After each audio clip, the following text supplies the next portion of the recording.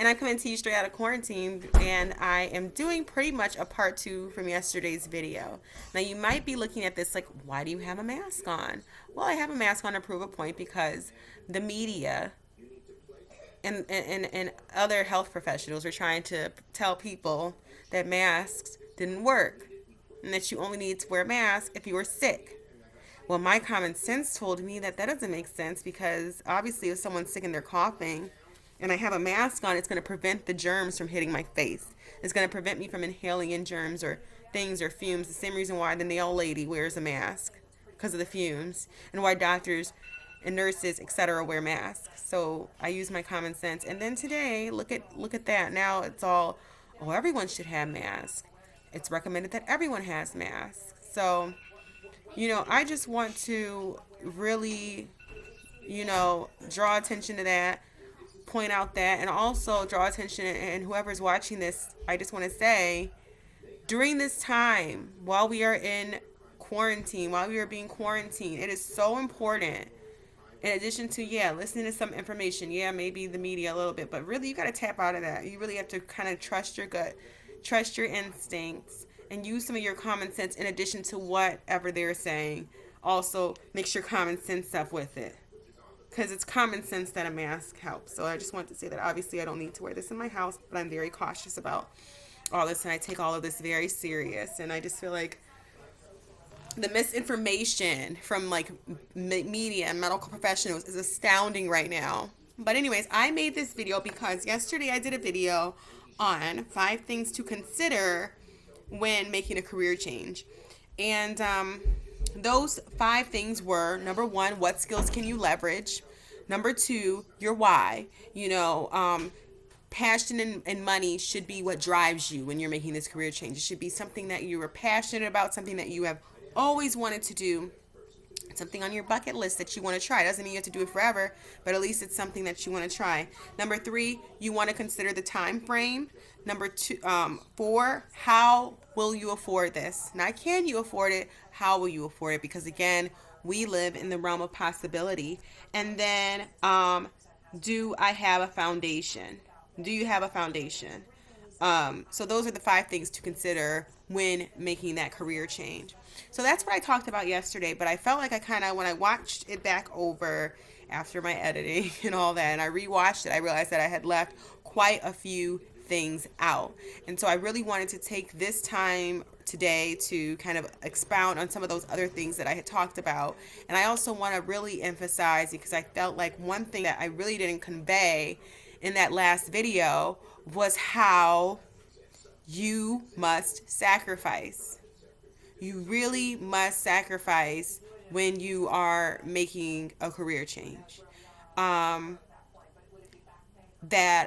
there were a lot of sacrifices that I made as an individual, and that I also relied on my family to make my dream come true. So I just don't want it to be like, oh, like she did this and she was good at it, and so this career change happened. No, there definitely was sacrifice involved in that. So again, plenty of sacrifice. So I wanted to talk a little bit more about the journey so you could have more of a clear idea, and maybe listening to my story will also kind of help you understand what I meant when I said things like leveraging your skill sets, following your bliss. So I felt like this was maybe a good time, to share a little bit more about my story. So when I left teaching in 2015, the first thing first, I had no real plan. I just knew that I was over teaching, and I also knew that I would figure it out. I had enough faith and trust in myself that I would figure it out, because look around us, people figure it out with far less than what I was bringing to the table. I'm going to figure this out. And I also said, worst case scenario, I can always substitute teach, which I did do. So that's the first thing I did do. I have to kind of remember, because everything happened really fast for me, but I substitute taught. So that was the first thing I did, because I knew worst case, if I don't have a job or I don't have a little side hustle or something to hold me over until I get into that position, I can always substitute teach, and that's pretty decent. And again, I'm married. My husband kind of had my back. Sorry, I had something in my eye. My husband had my back to some extent, and so I was like, okay, I'm going to trust myself. I'm going to go for it. So again, I started substitute teaching in Birmingham public schools. I then I became a program director shortly after I started substitute teaching because I saw other opportunities within the district. I was a program director for their after school program. Birmingham is a really good district in Michigan, a really affluent district. So it was a great, not only was it a good thing to do in the meantime because the pay wasn't too bad for what I was doing and the hours were great, and it was part time, and so it was worked with me having a young child at that time. I was able to like really not have to put her in childcare because of the way the hours were set up. And also, it was a resume builder. I mean, it would look good that I was a program director in this amazing district, and that you can kind of, program directors do a lot of things against skills. So I did that, and then also along during that same time is when I enrolled in Specs Howard. Specs Howard is a broadcast school here in Michigan. It offers a year-long program in media arts, and so I enrolled in that program. I ended up getting a scholarship too, which helped pay for it, but I enrolled in that program. That year-long program changed my life to some degree. Yes, I hustled. Yes, I worked my butt off in that program, but before I even graduated at the year end with my certificate, I had already had an internship with our Fox affiliate here in Detroit, and I had already accepted an internship with the NBC affiliate here. Now I say internships, which means they really weren't paid. It was like really low pay. I think NBC did pay, but it was super low. And then for Fox, it was like free. Like you got like some kind of stipend. But I want to say that I was willing to take those opportunities to get where I wanted to go. Because again, my goal when I left teaching initially was to be a reporter. I wanted to be a news reporter. And so when I got those internships and everything like that, that was free. Like I was working for free. Okay. And it was pretty demanding too. So in the meantime, while I was doing that, I was still a program director. You understand? So I was still so let's back up. So I'm in school at Specs Howard, getting internships. I'm working as a program director because I still would like some money in my pocket. I don't want to we have a certain lifestyle, So again, doing that was also substitute teaching here and there because I was in the district, so it was really easy for me to substitute teach at the school that I was a program director at. So that worked out. So I'm bringing in a little money. And I also hosting for a local community channel. I did a weekly show where I was hosting a community channel in our city, which was more not about money, but about gaining skills for my resume. That was all a means to an end, but that was all while I was in this transitional period. So the hustle was real. And I just want to say you have to kind of be willing to kind of do that kind of work, at least for a year or two, like grind it out. I grinded it out. I mean, sleeping was horrible, like all of that, like I did it.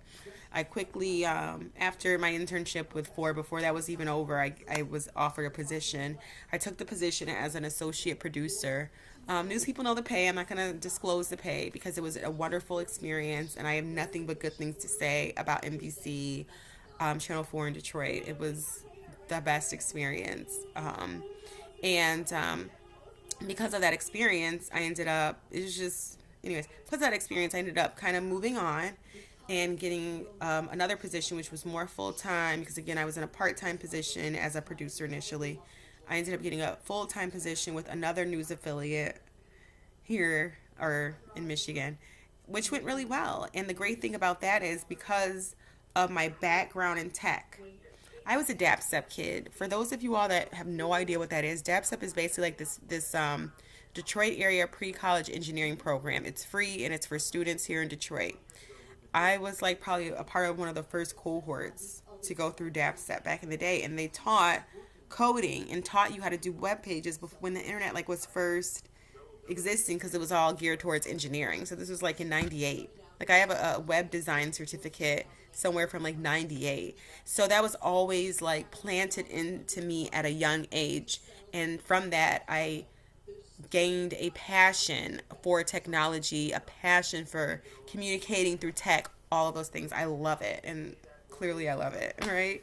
So That was again planted in me when I was like in seventh grade, probably like back in '98 or something like that crazy. But I never stopped. I always like worked and did things in tech as a passion. And so um, when I took the in my position as a producer producing, I was able to leverage that skill, like, not from being a kid. I just always worked in tech. So even back up a little bit, while I was teaching, back up a lot of bit.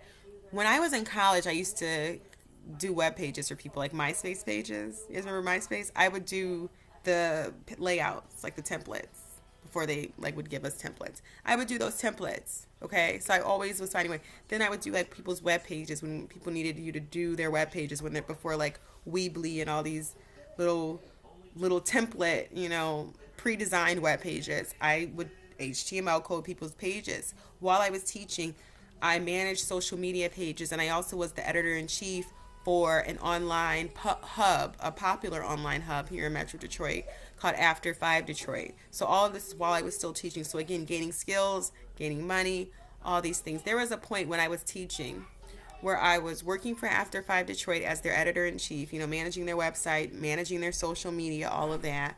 And I picked up like 3 other clients. So in addition to my teaching salary and income, I was making like $3,000 on top of that a month, which was good for back then. So all of that constant consistency of working in tech, working in communications, working as a teacher, and also knowing how to brand myself thanks to social media, which will be a whole nother video about how to brand yourself. I don't care if you have 2 followers or 2 million. Brand yourself if you want to make some money from social media. So as I said, I say all of that to say, yeah. So always being consistent, always leveraging those skills. And now, so here I am, I changed careers. So when I become a producer, still leveraging those skills. I became a digital producer because I already had in my back pocket social media, web design. I've done all these things, and I can do this. So I was producing, and I knew news. I love the news. I love information. I love the news. I am that person that prior to even working in news, I watch the news 24 hours a day. I actually watch the news less now after working in the news business than I did at any point in my life ever. I was a news junkie. Now I am more of an information junkie. I don't really look to just the news, mainstream media for my news, but I definitely was a news junkie. So it worked. It was like news, and I know tech, and I can talk, I can communicate well, so it was like all of that combined. And that really aided in helping me make that leap. But I want you to pay attention to the fact that I was always working on skills, not necessarily communication skills, but other skills too that could help leverage me into a position that kind of made it like, how can we not hire her? She can do web, she can do social media, she can communicate, she's a great public speaker, she knows the news, she knows her information. What did Oprah say? Luck is a matter of preparation, meeting opportunity. I'm not really a fan of Oprah right now, but that quote does drive me. Luck is a matter of preparation, meeting opportunity, being prepared. Be prepared. Ain't no luck. You gotta do the work. I like Ayanna, do the work. So yeah. So I did all that. Yeah, and so even when like the pay wasn't that great in news, I did voiceover work for a minute. Like I tutored for a minute. So it was always like, figuring it out. And so those are just some things that I wanted to share with you about that period of time. Let me look at my notes to make sure I'm not leaving any. To also include, I don't know how I forgot this. So another thing that I did too is I launched my internet wellness advocacy project, which basically is I started a Facebook page surrounding my passion, which is also getting people to manage tech use, to manage social media in their life. You control social media, control the information that's coming to you. Don't let it run you. Don't let all this take you over. Like, really manage it. Really find a way to balance it. Really find a way to live in harmony with technology. That's kind of like my mantra. Like, let's live in harmony with tech, right? So, because of that passion and because of me being a teacher and knowing how to do workshops and knowing how to create lessons and do presentations, I started this Facebook page surrounding internet wellness. And from that Facebook page, I was then able to, while I was in school and then when I was reporting, and still to this day, I still do it. It's just that we're quarantined right now, so I'm on a hiatus. But I would do workshops, consultations around internet wellness for educators, students, their parents. I did radio interviews, public speaking engagements, all of those things, basically I was able to leverage, from my skills, but also from a foundational Facebook page, which has no more than like 300 followers. But through that, I was able to leverage all these opportunities. And yeah, some of them in the beginning were definitely, I didn't ask for pay. It was like, I did it for free. And then I built up my resume and things. And then I started, okay, well, here's my fee. But all that came eventually. And so I do want to say that too, that it was important for me at least to figure out a way to brand myself, because ultimately I don't like to be solely dependent on any person, especially when I'm so capable. I'm so capable. So I wanted to say that a lot of the decisions that I made were either to add skill sets or to put myself in a better position financially. And a lot of times that is what drives me. Let's see. Yeah. Yeah. So that's I just want to let you all know that it wasn't just like a, point A to point B. There was definitely work. There was definitely assessing the skills that I had and what I could do with them during that time. The great thing about it is that time wasn't for long. This little transitional period lasted from 2015 to by 2016, I was pretty settled in the career in the news world. And I just left the news world this past winter in 2019. So I worked in the news world from 2016 to 2019, 3 years in the news business. And now I'm a communications director where I feel like I've combined all my passions because I'm able to do all this public speaking. And I'm able to also work with media. I work with all the stations that I worked at, honestly, still to do all the media for my organization that I work for and everything like that. So it's really like the sweet spot. And I have the work-life balance. And I have the type of salary that I feel like I deserve, which is important. You kind of have to know what you deserve. So I feel like I have that too right now really going for me, and I feel really blessed. And so I just want to encourage people that if you are considering changing a career, first of all, adhere to the 5. Look at the video, my first video, part 1, on 5 things to consider before making a career change. And then 2, just believe in yourself. Have faith in yourself. Like, there is no glitter coming out of anyone's behind. No one has glitter. And so I really think that it's incumbent upon us, especially during this divine time, because regardless of how you look at it or not, if we survive this time, our world is going to be totally different. And during this time of, solitude and like where we're like in our homes and in our families, like create, like I'm doing right now, challenging myself to do these videos, which is not an easy task. Like today I was actually sleepy, but here I am. So I just want to encourage you all to stay encouraged. 'Tis the season. If you're going to do it, now is the perfect time. I also want to encourage you to think about your skill sets. Think about everything that you have going on.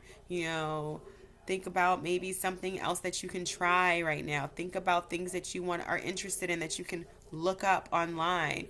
All those things. Now is the time to do those things. And so I just want to encourage you all to do that. Thank you so much for tuning in. Please make sure that you like this video, and you can just like all the videos if you like on my page. It's not like I have that many, but you can like my videos, subscribe to the page. Also visit me on Facebook. You can follow me on Instagram and Facebook at EbsKnowsBest. Thank you for tuning in, and I hope this video helped you just a little bit, because I know it was kind of all over the place. But if you have any questions, you can leave them in the comments, and I'll try to answer them.